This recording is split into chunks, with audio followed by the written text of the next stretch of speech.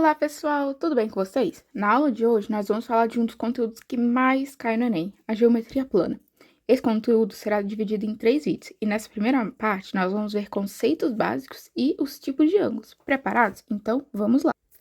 A geometria plana é a parte da matemática que estuda as figuras bidimensionais, ou seja, que não possuem volume. Então, triângulos, quadrados, retângulos, essas coisas que não são 3D. Então, pense nisso. Quadrado é diferente de cubo, triângulo é diferente de cone, círculo é diferente de esfera. Beleza, gente? A primeira coisa que nós vamos ver são os conceitos da geometria plana. Sim, coisinha básica, tá?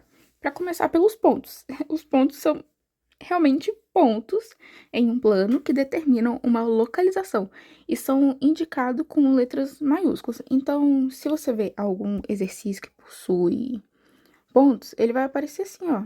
É só um ponto representado por letras maiúsculas, gente. Tem que ser maiúsculas, porque as letras minúsculas vão representar aqui, ó, as retas.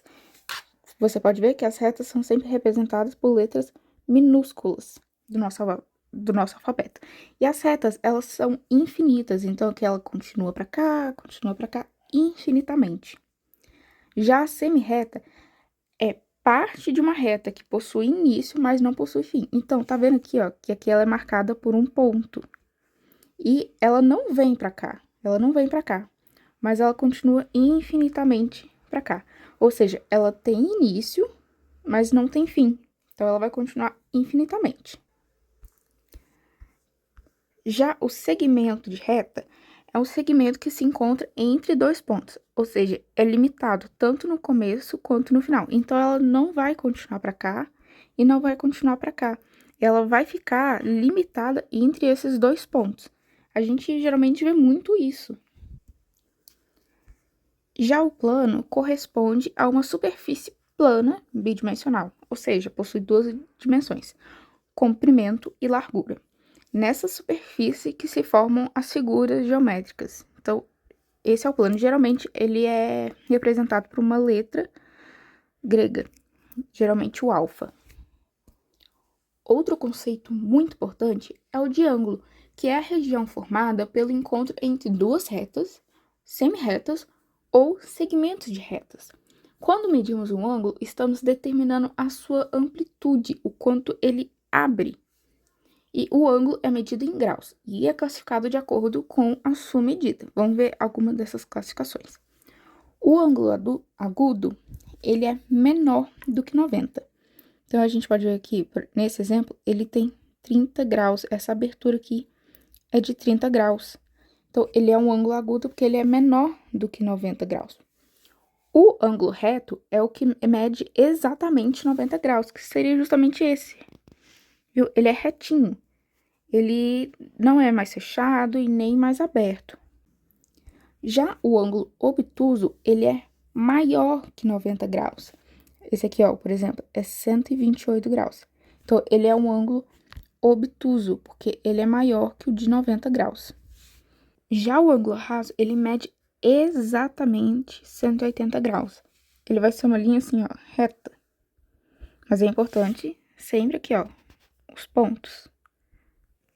Outro ângulo que nós temos é o ângulo côncavo, que ele é maior que 180 e menor que 360, que seria este aqui.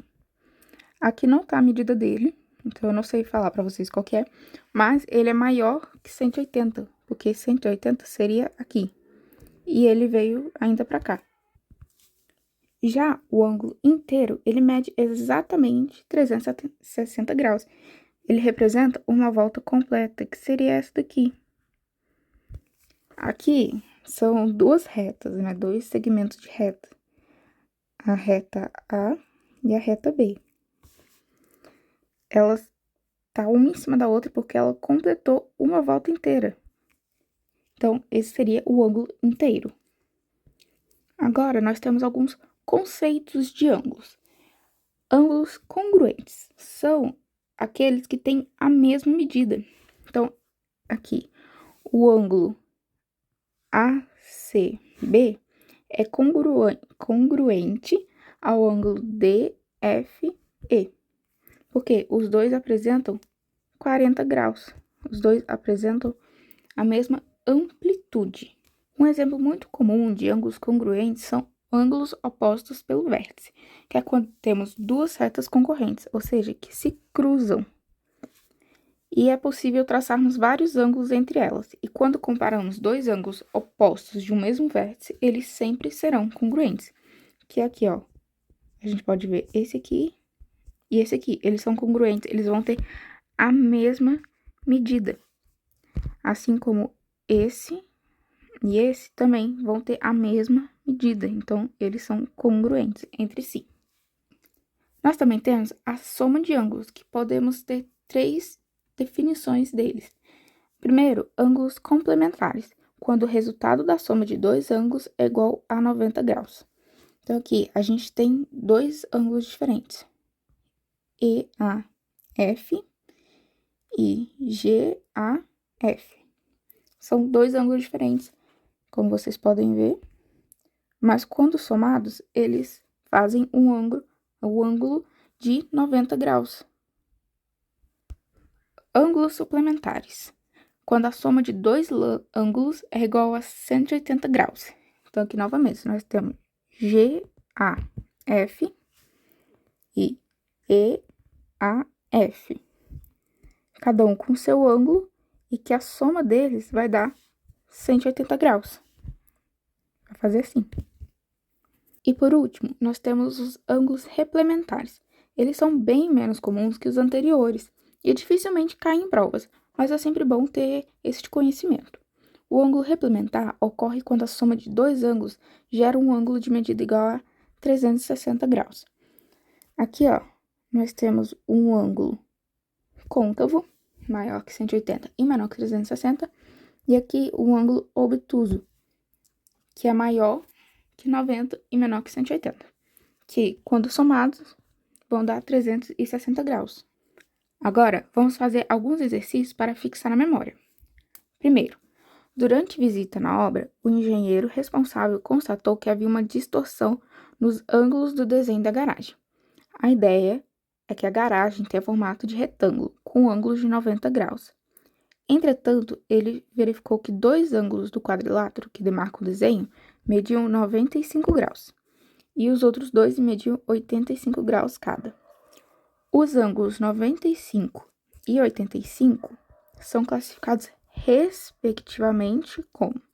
Para ajudar, eu trouxe aqui os conceitos de novo de cada ângulo. Então, 95, ele é maior do que 90 graus, mas também ele é menor que 180. Então, a única resposta para ele seria obtuso. E 85 graus é menor do que 90. Então, para ele, é agudo. Então, a nossa resposta é a letra D. Exercício 2.